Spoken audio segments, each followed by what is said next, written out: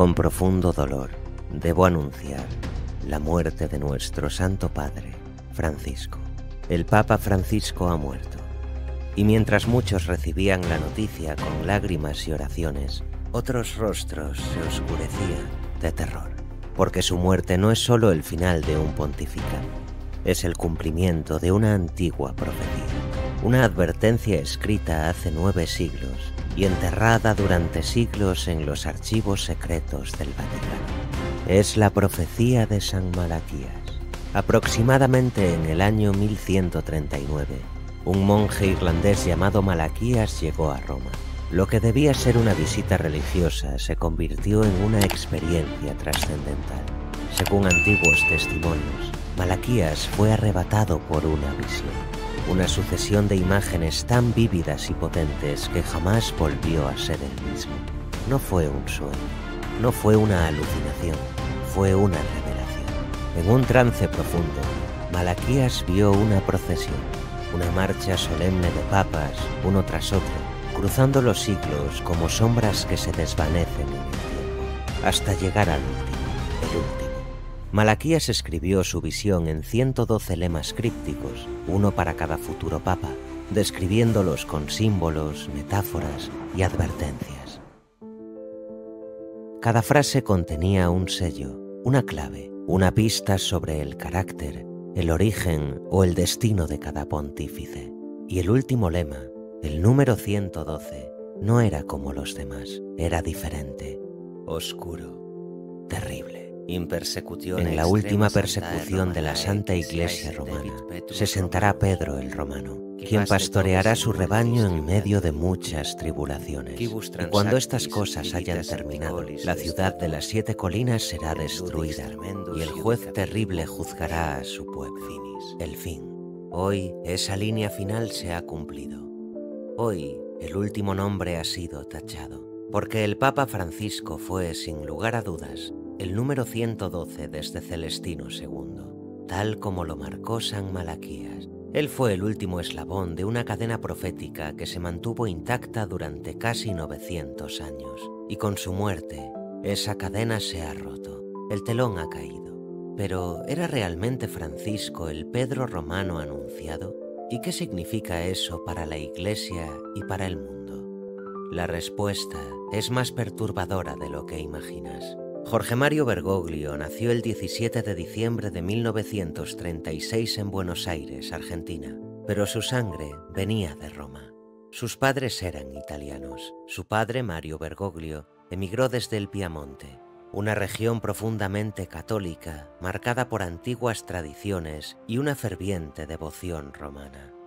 La misma Roma de Pedro, el primer papa, la misma Roma de las 7 colinas, la misma Roma de la profecía. Cuando fue elegido papa en 2013, muchos notaron algo peculiar. Francisco fue el primer pontífice que eligió ese nombre. No se llamó Juan, ni Pío, ni Benedicto. Eligió Francisco como el santo de Asís, pero también como el humilde reformador que vivió en medio de crisis, guerras y decadencia espiritual. Y sin embargo, en sus primeros discursos, Bergoglio se identificó como el obispo de Roma. Rechazó títulos tradicionales, rechazó los ornamentos, volvió al origen, volvió a Roma. Durante su pontificado, Francisco se convirtió en un papa de contrastes, un hombre que abrazó a los marginados y al mismo tiempo fue criticado por sectores conservadores como el más divisivo de los últimos siglos. Algunos lo llamaron el Papa de la Misericordia, otros el Papa de la Confusión. Pero pocos notaron lo más inquietante, que su vida y su obra encajaban perfectamente en el perfil descrito por San Malaquías. Pedro el Romano. Ese era el título del último papa. Y aunque el nombre de Francisco no parece tener relación con Pedro, los detalles revelan una verdad escondida a simple vista. Pedro, porque como Pedro, guió a la Iglesia entre tormentas. Pedro, porque fue el obispo de Roma, el mismo título de Simón Pedro. Pedro, porque fue el fundamento de una fe en crisis. Y Romano, porque su linaje, su identidad y su misión estaban profundamente conectadas con Roma. ¿Y qué decía la profecía que ocurriría durante su pontificado? pastoreará a sus ovejas en medio de muchas tribulaciones, la pandemia, la guerra en Ucrania, la ruptura dentro de la Iglesia, los escándalos financieros del Vaticano, los enfrentamientos ideológicos internos, la apostasía, el silencio. ¿No fueron suficientes tribulaciones? Francisco no fue un papa en tiempos de paz. Fue un pastor entre relámpagos, una figura solitaria navegando una iglesia fragmentada. Y ahora su tarea ha terminado. Pero la profecía no termina con él. Después de Pedro el Romano, viene algo más. La destrucción de la ciudad de las 7 colinas, el juicio final y un nuevo papa. Con la muerte de Francisco se ha sellado una etapa única en la historia de la Iglesia. Una etapa de apertura, pero también de contradicción. Una etapa de esperanza y también de profundo desconcierto. Su pontificado no solo fue el más observado en la era digital, fue también uno de los más debatidos y polarizantes. Y ahora, con su partida, una pregunta se abre como una grieta en la piedra. ¿Se ha cumplido la profecía? Para muchos creyentes, Francisco fue efectivamente Pedro el Romano. Y si eso es cierto, entonces estamos ante el último papa. El último antes del juicio, el último antes del colapso. Pero otros se preguntan, ¿y si la profecía guarda un último secreto? ¿Y si aún hay algo más que no ha sido revelado? En el texto original atribuido a San Malaquías, la lista de papas termina con Francisco. Pero hay una diferencia clave entre este último lema y los anteriores. Mientras que los otros consisten en breves frases enigmáticas, el de Pedro el Romano es distinto. Es el único que se extiende con una descripción profética. Durante la persecución final de la Santa Iglesia romana reinará Pedro el Romano, quien apacentará a su rebaño en medio de muchas tribulaciones, tras lo cual la ciudad de las 7 colinas será destruida y el juez terrible juzgará a su pueblo. Fin. Un cierre brutal, definitivo, aterrador. Y sin embargo, no menciona explícitamente su muerte, sino su reinado durante tribulaciones y el juicio que vendrá después. Pero si Francisco ha muerto, ¿quién es el que vendrá ahora? ¿Es posible que exista un nuevo papa después del último papa? ¿O será este nuevo elegido el falso profeta de Apocalipsis 13, aquel que se sentará en el trono para preparar el camino al anticristo? Los teólogos están divididos. Algunos aseguran que la profecía ya ha terminado con Francisco, que su muerte marca el fin de la línea. Otros dicen que Pedro el Romano no es un individuo, sino un símbolo del espíritu del último papa, y que el verdadero cumplimiento aún está por comenzar. Sea como sea, la llegada del nuevo pontífice es inevitable, y con él una nueva etapa, una etapa incierta, una etapa apocalíptica. El mundo mira al Vaticano y en silencio espera al sucesor de Pedro. La multitud aguarda expectante. Las cámaras del mundo están fijas en el balcón de San Pedro. Las campanas han sonado. El humo blanco se ha elevado. Un nuevo papa ha sido elegido.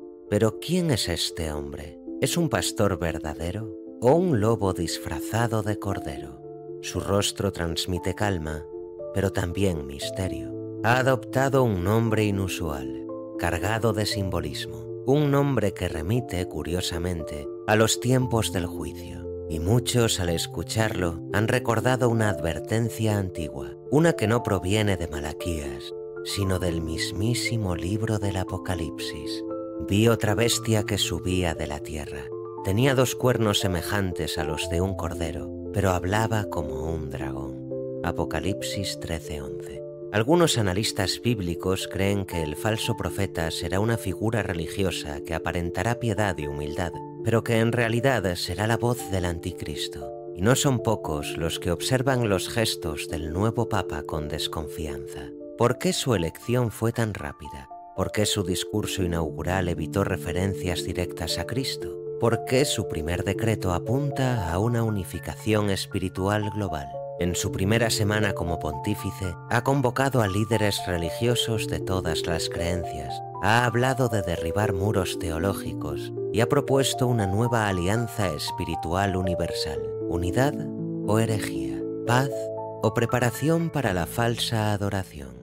Los fieles más conservadores han comenzado a alarmarse. Algunos obispos incluso han alzado la voz, acusando al nuevo Papa de desviar la doctrina y de acercar a la Iglesia al borde de un colapso moral y espiritual. Uno de ellos ha citado con temor una frase perdida, una advertencia secreta contenida en los diarios de un antiguo exorcista. Cuando el pastor parezca perfecto, será cuando más cerca esté el lobo. ¿Y si Pedro el Romano no fue el último papa por orden cronológico, sino el último verdadero? ¿Y si este nuevo líder no es el cumplimiento, sino el impostor? La profecía de San Malaquías puede haber concluido, pero el verdadero juicio aún está por comenzar. El reloj profético ha comenzado a correr, desde Roma hasta Jerusalén, desde las antiguas abadías de Irlanda hasta los monasterios olvidados de Etiopía. Una misma sensación recorre a los creyentes. Algo se ha activado. No es solo la elección de un nuevo papa, es el momento, es el clima espiritual del planeta. La tierra tiembla, la sociedad se fragmenta, la verdad parece diluirse entre voces contradictorias. Y en ese caos, una figura vestida de blanco emerge como guía. ¿Pero guía hacia dónde? No se dejen engañar de ninguna manera, porque no vendrá sin que antes venga la apostasía y se manifieste el hombre de pecado, el hijo de perdición. 2 Tesalonicenses 2:3-4. La apostasía ya está entre nosotros. Doctrinas diluidas, moral relativa, fe transformada en espectáculo. ¿Es este nuevo papa el mensajero de la renovación o el heraldo de una fe adulterada? Porque aunque muchos lo ven como un reformador, otros comienzan a hablar de una figura peligrosa, elocuente, carismática, pero vacía de verdad. Este es el tiempo en que la escritura es usada, pero ya no leída. Este es el tiempo en que se habla de Dios, pero no se le obedece. Y es precisamente en tiempos así cuando el anticristo puede manifestarse. Muchos intérpretes de la profecía bíblica creen que el falso profeta trabajará codo con el gobierno global que viene. Una unión entre religión y poder político. Una fusión que traerá paz momentánea, pero que terminará en la más terrible persecución espiritual. Y si el nuevo papa es, en efecto, el engranaje final de este plan oculto, entonces estamos ante algo que va más allá de la historia. Estamos ante el umbral de la última batalla espiritual. ¿Y tú estás viendo las señales? ¿Estás preparado? En las Escrituras, los truenos anuncian juicios y los relámpagos revelaciones. Y este momento, este nuevo papado, parece tener de ambos. La muerte del Papa Francisco marca más que el final de un pontificado. Es la señal silenciosa de que el velo se ha rasgado, de que algo se ha activado en los cielos y de que la historia, esa historia sagrada que parecía dormida, vuelve a despertar para cerrar el círculo. ¿Quién es este nuevo Papa que ha sido elegido? Los medios lo aclaman como un puente entre religiones, como el pastor del siglo XXI, pero en la sombra las voces antiguas susurran otra cosa. Petrus Romanus, el último de la lista de San Malaquías, el pastor que, según la profecía, guiará a su grey en medio de la gran tribulación y tras cuya muerte, la gran ciudad de las 7 colinas será destruida y el juez justo vendrá a juzgar a su pueblo. ¿Es este el inicio del fin?